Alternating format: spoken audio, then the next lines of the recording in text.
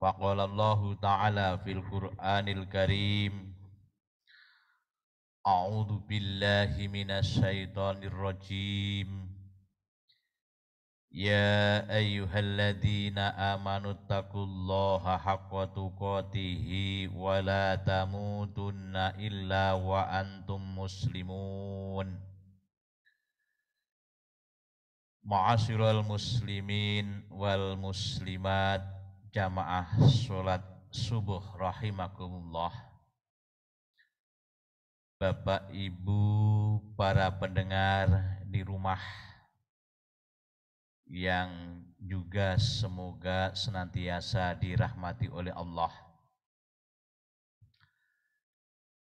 Tentunya yang pertama, marilah kita senantiasa bersyukur kepada Allah Subhanahu wa Ta'ala bahwa di kesempatan subuh yang berbahagia ini kita dapat kembali bisa mengawali hidup dan kehidupan kita di hari ini dengan sesuatu yang bernilai ibadah. Kehadiran kita di masjid yang mulia ini tentunya tiada lain dalam rangka untuk kita beribadah, melaksanakan sholat subuh secara berjamaah yang diiringi dengan sholat sunnah yang lain, dan bahkan kemudian kita lanjutkan dengan taklim. Tentunya teriring doa semoga Allah Subhanahu wa Ta'ala menjadikan apa yang kita lakukan di pagi hari ini sesuai dengan harapan kita, menjadi sesuatu yang bernilai ibadah, dan kemudian Allah akan memberikan balasan berupa ganjaran yang berlipat ganda. Amin. Tak lupa tentunya sholawat serta salam semoga senantiasa tercurahkan pada Rasulullah Muhammad sallallahu alaihi wasallam beserta para ahli keluarga, para sahabat, dan juga kepada seluruh umatnya yang senantiasa beriltizam di dalam menegakkan sunnahnya hingga akhir zaman.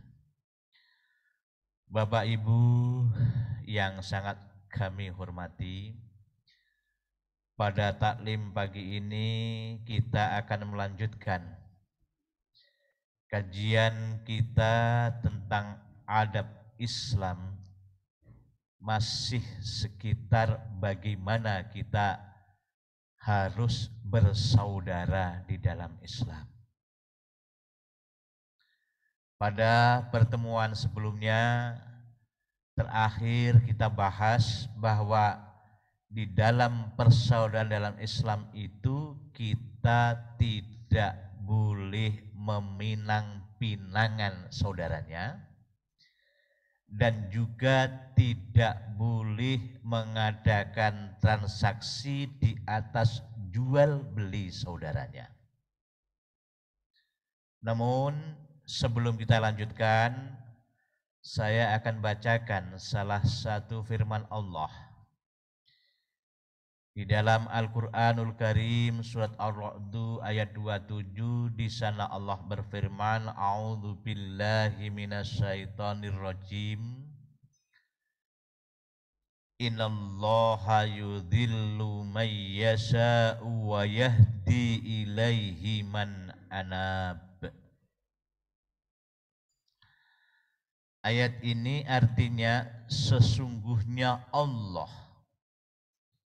menyesatkan siapa yang Dia kehendaki dan menunjuki orang-orang yang bertaubat kepadanya.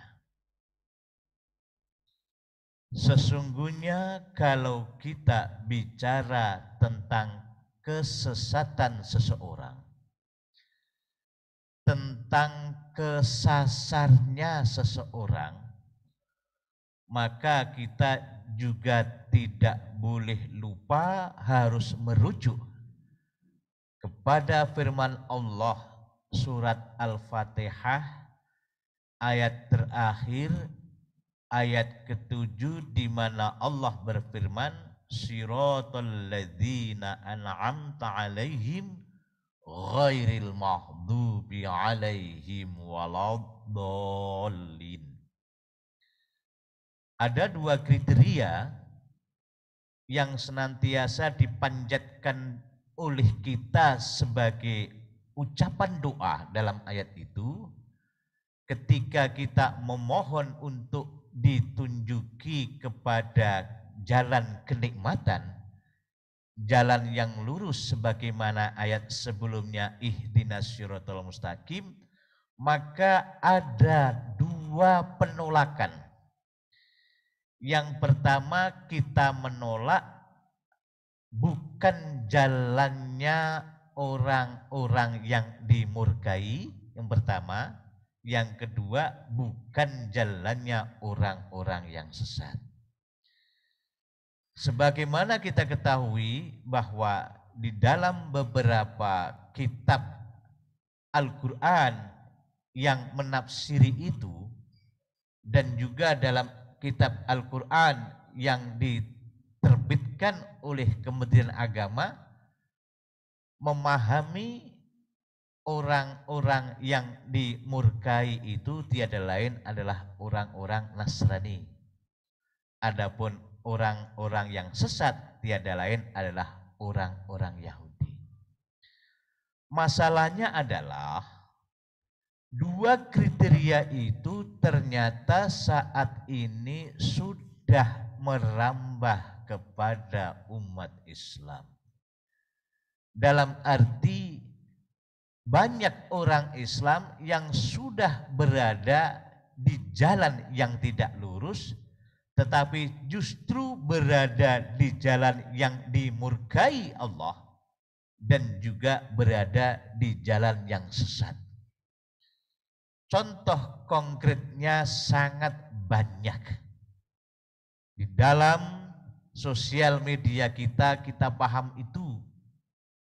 Di dalam sosial media kita mendapatkan informasi itu. Yang jadi masalah ketika sosial media itu dipahami oleh orang-orang awam. Dipahami oleh orang-orang yang mohon maaf dalam tanda kutip kurang dalam pemahaman agamanya, maka kemudian bisa saja informasi itu diterima mentah-mentah, kemudian begitu diterima langsung diaplikasikan di dalam kehidupan sehari-hari.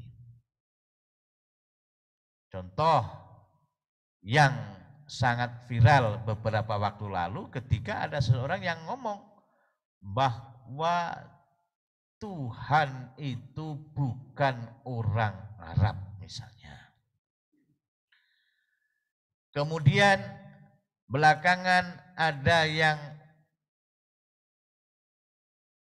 mempertanyakan sekaligus menyatakan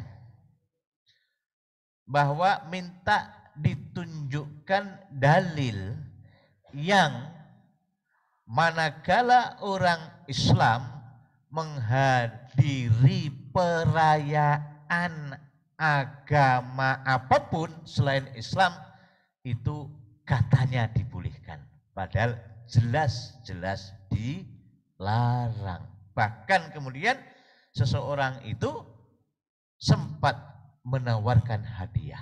Siapa mereka? Siapa dia? Abu Janda. Siapa yang ngomong bahwa Allah itu bukan orang Arab? Dudung. Ini. Banyak lagi seperti itu. Nah, yang kita khawatirkan kemudian orang-orang Islam secara tidak sadar berada dalam kesesatan yang nyata.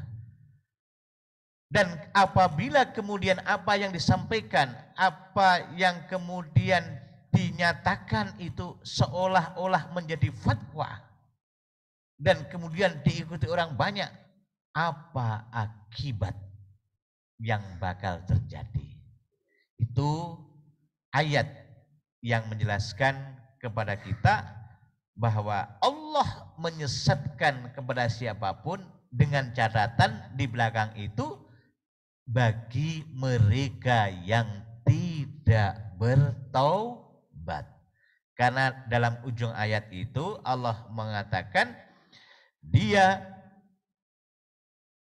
menunjuki orang-orang yang bertobat kepadanya. Kira-kira kalau Abu Janda disuruh tobat mau enggak kan gitu. Contoh itu. Nah, jamaah rahimakumullah. Mari kita lanjutkan kajian kita tentang adab dalam Islam. Tentang apa yang sudah kita bahas sampai 4 kali karena memang banyak betul hal-hal yang terkait dengan yang harus dilakukan oleh kita sebagai hamba Allah yang beriman, sebagai umat Rasulullah Muhammad sallallahu alaihi wasallam di dalam kita bersahabat, di dalam kita bersaudara. Nah, tentunya kerangka besarnya persahabatan kita, persaudaraan kita tetap harus berada dalam koridor Islam itu sendiri. Jamaah rahimakumullah. Kita akan lanjutkan yang berikutnya adalah bahwa di dalam persaudaraan sesama muslim, bahwa di dalam persaudaraan dalam ajaran Islam itu sendiri, maka kita dituntut untuk apa? Dituntut untuk selalu jujur kepada saudaranya dan tidak berdusta kepadanya.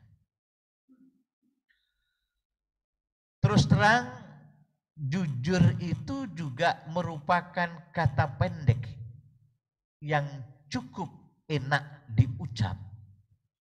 Tetapi kemudian itu menjadi masalah ketika kejujuran itu tidak dipegang, tidak berada di tangan orang-orang yang memang amanah. Betapa banyak terjadi dan akibatnya juga sungguh sangat luar biasa. Baik akibat fisik maupun non fisik yang diakibatkan oleh adanya ketidakjujuran.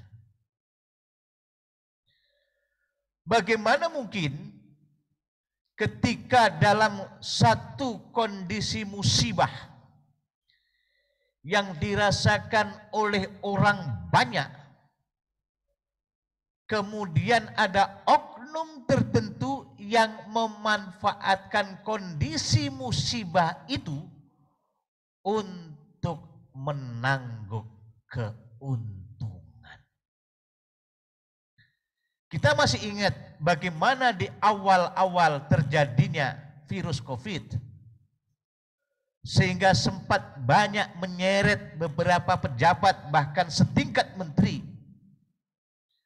Bagaimana mungkin itu terjadi dan bahkan juga di tingkat daerah, baik kota ataupun kabupaten, di saat orang dalam kondisi susah oleh akibat adanya virus dan kemudian pemerintah menggelontorkan bantuan, tetapi ada oknum yang mencari keuntungan.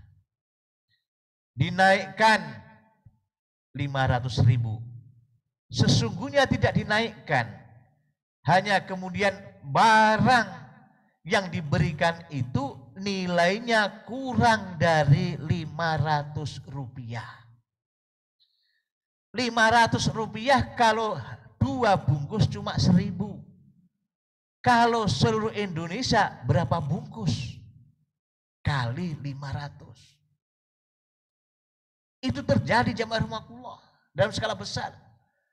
Yang skala kecil juga begitu. Kenapa? Karena adanya ketidakjujuran. Nah, ketidakjujuran itu biasanya dipicu oleh keinginan untuk memiliki, untuk menguasai, dan untuk kemudian sekedar memuaskan dirinya sendiri. Skala kecil, gak usah dijawab, tapi tolong tanya kepada hati kita masing-masing. Pernahkah kita kemudian dalam satu hal tidak jujur kepada sahabat kita, kepada saudara kita sesama muslim?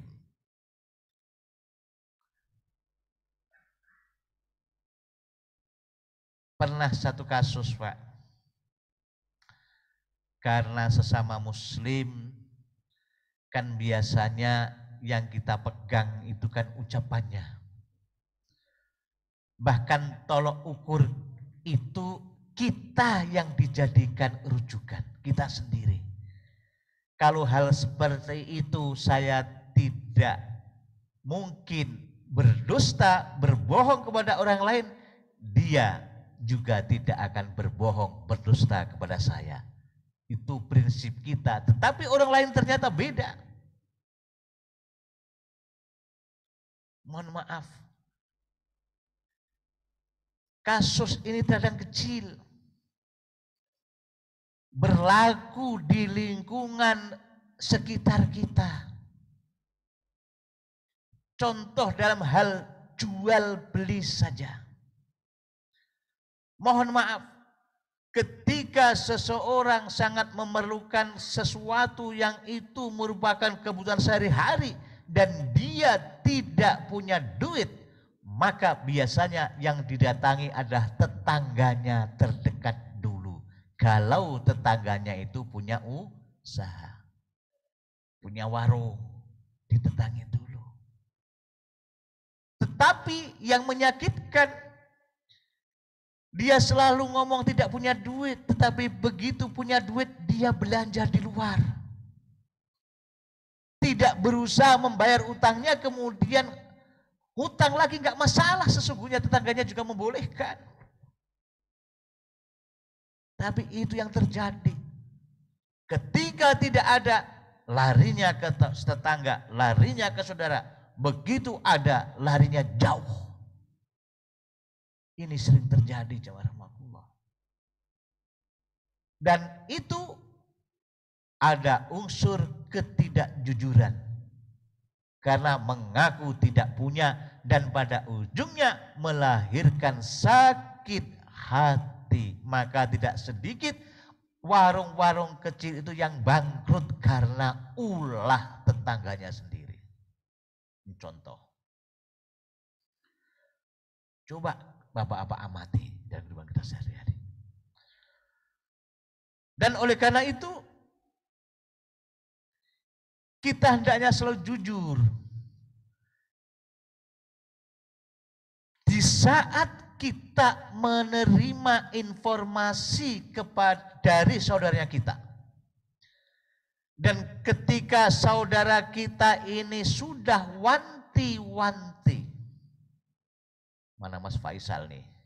Wanti-wanti apa Mas Faisal? Weling yang sangat penting, gitu kan? Wanti-wanti.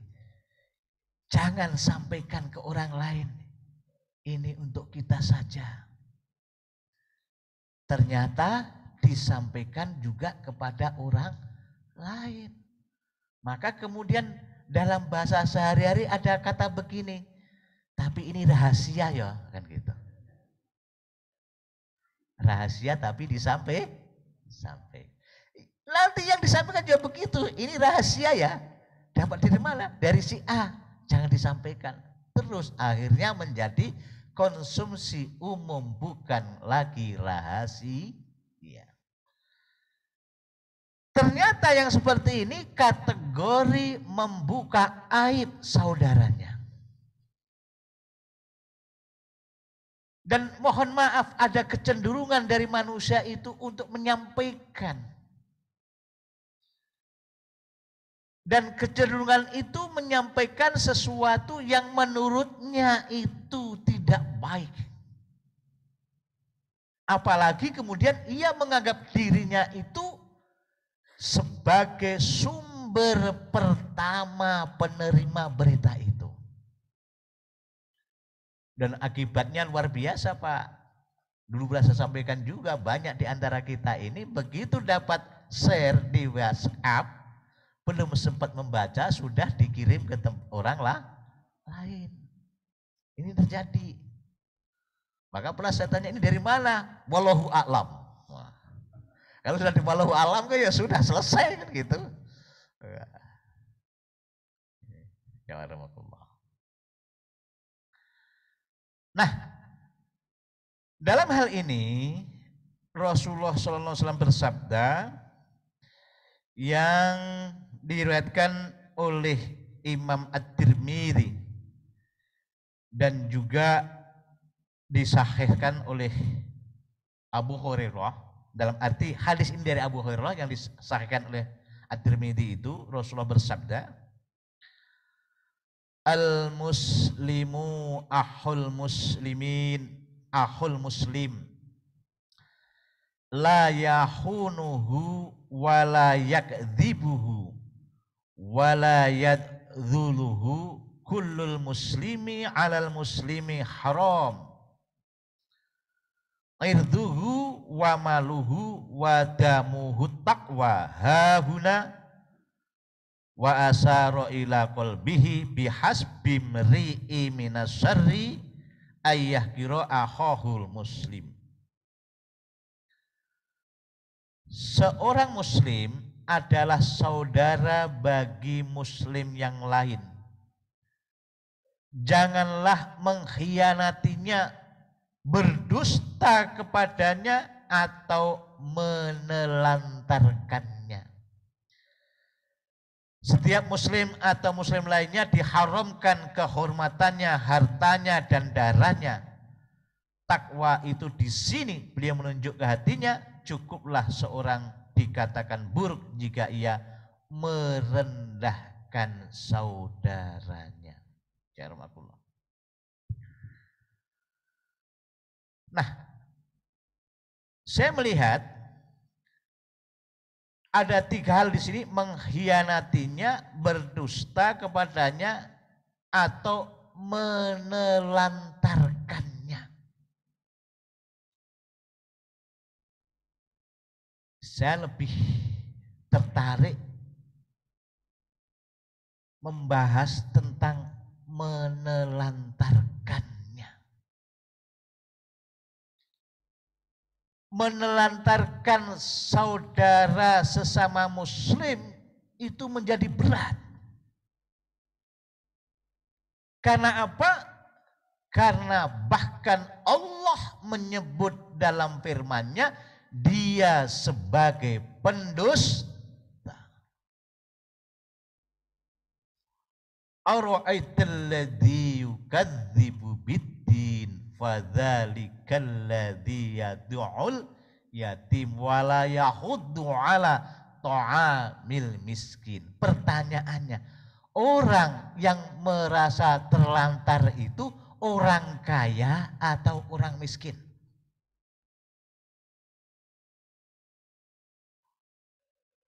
Yang terlantar sebagaimana kita pahami dalam kehidupan kita sehari-hari, pasti kebanyakan orang yang kategori miskin. Meskipun terlantar ini juga ada 2 jenis, terlantar secara fisik dan terlantar secara non fisik. Terlantar yang secara fisik banyak. Bahkan kemudian di antara saudara-saudara kita yang terlantar itu belum tentu saat ini sudah ngombe wedang teh anget karo mangan untuk ya. Masih berpikir dia, ini mau kemana, cari di mana. Yang terlantar secara fisik. Maka kemudian kalau kita ingat kepada yang sampaikan beberapa waktu lalu, ukuran bahagia menurut Rasul, wah sudah bahagia kita. Betapa tidak, bangun tidur sehat, duwe sarapan, bahagia kata Rasul. Tapi saudara kita yang saat ini masih berpikir nanti sarapan mau cari di mana. Banyak jemaah rahmatullah. Itu yang kemudian menjadi kategori terlantar secara fisik. Yang non fisik memang mereka diposisikan sebagai orang yang terlantar. Di mana itu ketika saya membahas tentang amal seseorang tergantung kepada 3 hal. Yang pertama tidak berbuat syirik, yang kedua tidak durhaka kepada orang tua, yang ketiga tidak mengkaitkan satu kejadian dengan kejadian yang lain. Ini masuk yang kedua. Sesungguhnya orang itu tidak terlantar, tapi kemudian terpaksa karena ditelantarkan. Mohon maaf, beberapa waktu lalu ada teman kita di grup itu yang pasang foto orang tua, namanya Pak Haji siapa itu, tersesat, namanya orang pikun, rumahnya aja lupa di mana. Siapa tebar yang nge-share itu? Bapak pernah baca di grup itu? Yang orang sepuh itu kan? Insya Allah. Saya cuma berpikir jangan, mudah-mudahan ini tidak sengaja dibuang. Karena memang ada orang tua yang sengaja dibuang, orang tuanya pikun dibuang. Ya rahmatullah. Bahkan bukannya orang tua, punya anak yang kondisinya dianggap tidak normal kemudian dibuang. Intinya dia mau jauh dari anaknya. Padahal apapun anak itu harus kita sikapi berdasarkan An-Nisa 9. A'udzubillahi minasyaitonirrajim wal yassal ladzina law taraku min khalfihim dzurriyyatan di'afan khafu 'alaihim falyattaqullah wal yaqulu qaulan sadida.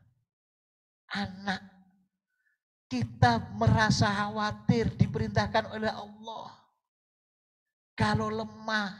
Nah ini anak sudah seperti itu. Mohon maaf. Di RT 44 di Kelurahan Gunung Samarinda, heboh kemarin. Ini bukan lagi pagar makan tanaman, pagar makan rumah saat tanamannya habis. Jadi ceritanya begini, mohon maaf, saya harus cerita itu. Hanya saya tidak mau menyebut nama. Istrinya beberapa waktu lalu meninggal dinyatakan karena COVID. RT 44 Gunung Samarinda. Punya anak perempuan usia 6 tahun. Anak perempuannya ini usia 6 tahun ini ketika ibunya meninggal, mau diambil oleh keluarganya tidak diizinkan, tidak bolehkan. Apa yang terjadi? Anaknya diperkosa oleh bapaknya. Terjadi di Balikpapan. Jadi kalau ada AW ya kemarin yang seperti itu, yang punya pondok pesantren itu, yang memperkosa santrinya itu, banyak betul, ada berapa itu? Berapa? Wapal Pak Basran. ini ada orang tua, bapak kandungnya sendiri, masih anak-anak seperti itu. Gimana terjadi? Insyaallah. Nah, kuali utak nang dengkul. Bukan didengkul, ditungkak kali ya dah. Saking bawahnya itu. Insyaallah. Nah, oleh karena itu prinsip kita sesama muslim tidak boleh menelantarkan terhadap sesama muslim yang lain. Maka saya cenderung begini, saya pernah sampaikan di beberapa masjid, kalau ada Jum'ah berkah. Itu kan. Itu kira-kira yang lebih berhak menerima itu siapa? Saya pernah mempertanyakan itu. Ya itu. Mungkin itu salah satu cara, meskipun tidak rutin, menjadi salah satu cara. Di samping itu juga syiar. Oh, nanti Jumat itu di masjid ini ada ini. Nah, kita ke sana. Karena saya yakin kalau memang mereka itu berkemampuan tidak akan ikut antri. Yang dari luar maksud saya, bukan jamaah. Kalau jamaah kan memang kita dibawain, apalagi saya terkadang jatahnya 2 karena jadi khotib kan. Temennya 1, saya 2. Karena khotib, mungkin bonus khotib gitu mungkin kan. Saya bilang, kok 2? Cukup kah yang lain? Cukup Ustaz. Ya, terima kasih, alhamdulillah kan gitu. Ini terjadi. Tapi prinsip kita tidak boleh menelantarkan sesama muslim. Karena sesama muslim adalah saudara kita. Bahkan kemudian kehormatannya harus jaga. Tetapi memang ada kelompok-kelompok tertentu terkait dengan ini, ia sudah abai tentang kehormatan itu.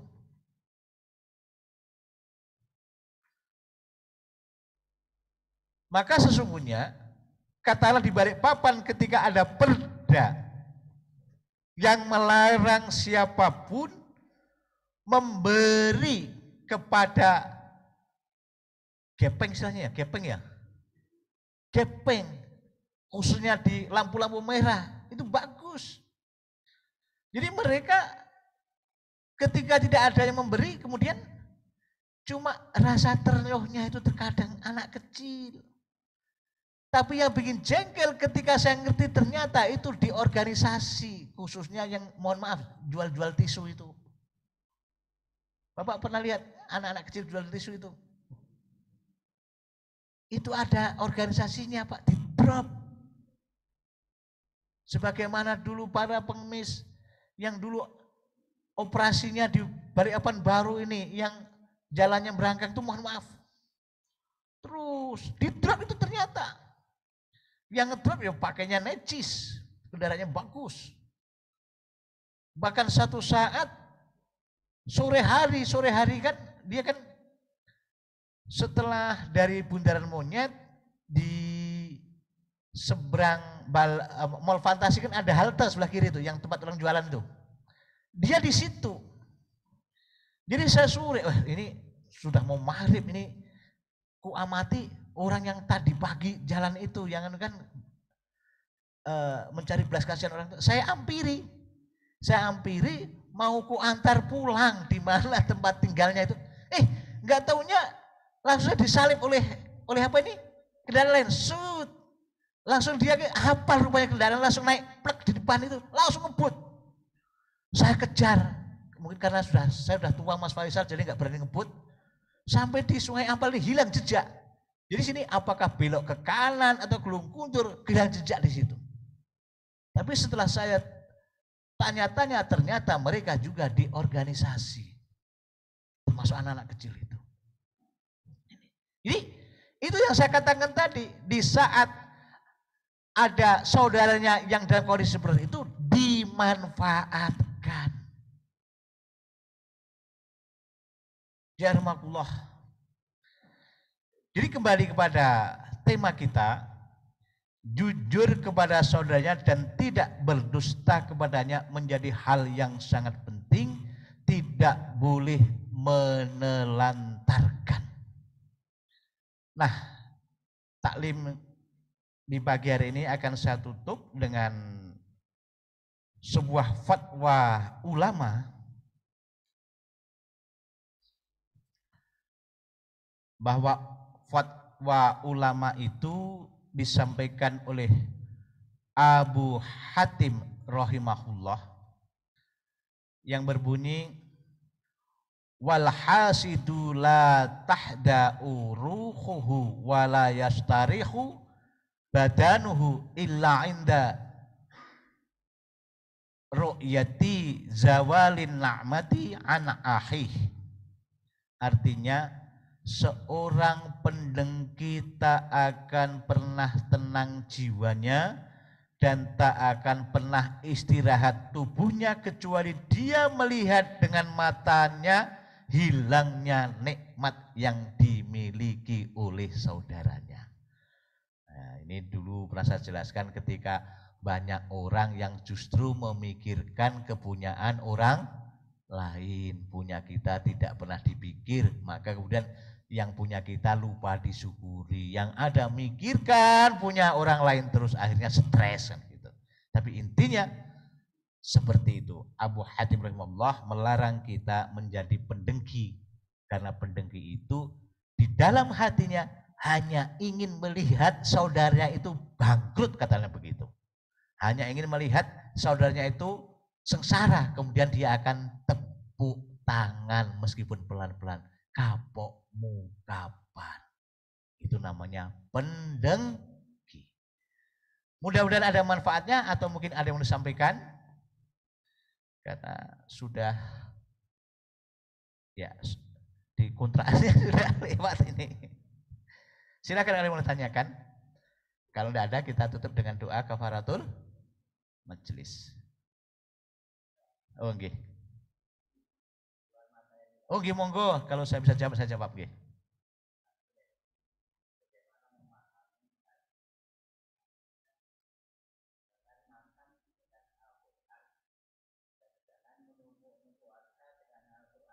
Oh nggih. Jadi itu ada kaitannya dengan yang disampaikan oleh Allah dan Rasul-Nya. Ada orang yang menjual ayat-ayat Allah dengan harga murah.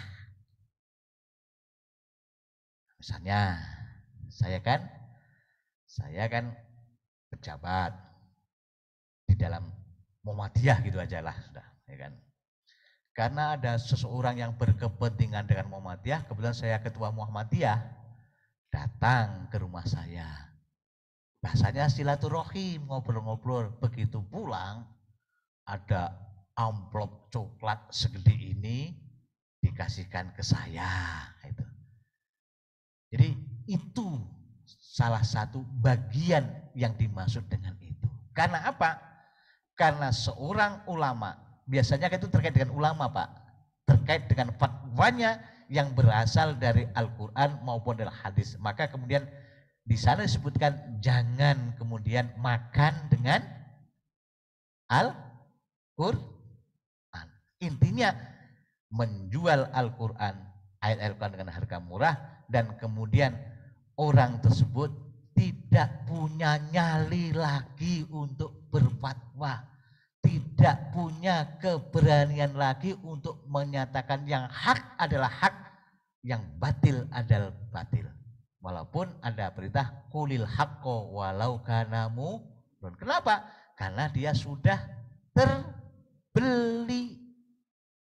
Jadi siapapun Pak yang sudah terbeli, apalagi terbeli dengan apa ya, kebaikan yang kemudian kita merasa kehutangan budi, itu luar biasa. Kalau pribadi-pribadi kecil kita kan mungkin nggak dampaknya nggak begitu ngefek.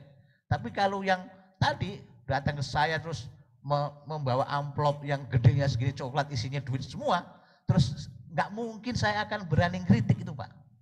Itu salah satu yang dimaksud dengan pernyataan dalam hadis itu seperti itu yang saya pahami. Jadi jangan sekali-kali kemudian kita juga mempermaikan ayat apalagi hanya demi untuk ditukar dengan rupiah, dengan materi dunia. Gitu Pak, nggih. Ada yang lain?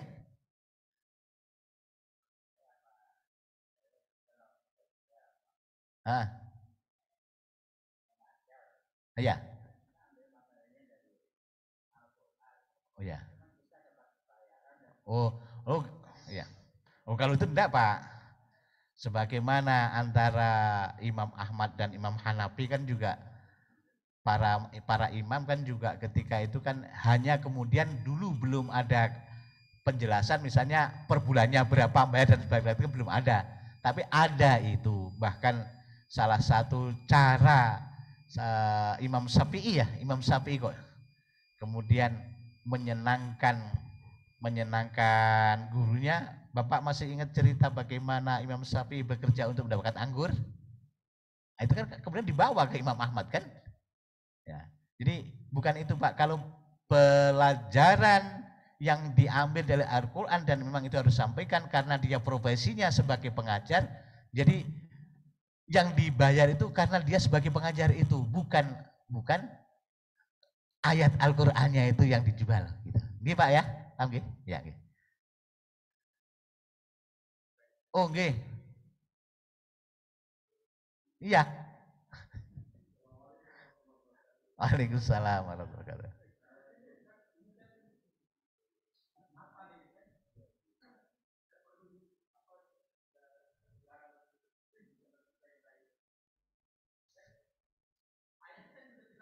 Ya.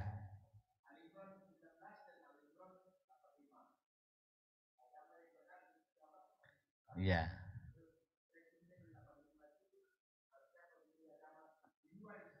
Merugi.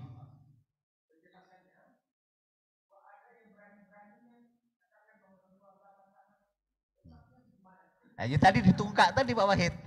Bukan didengkul lagi. Iya. Oke. Sudah tadi. Ya. Ya, enggak apa-apa nggih, nggih. Jadi cukup Bapak nggih? Nggih. Mari kita akhiri dengan doa kafarul majlis. Subhanakallahumma wa bihamdika asyhadu an la ilaha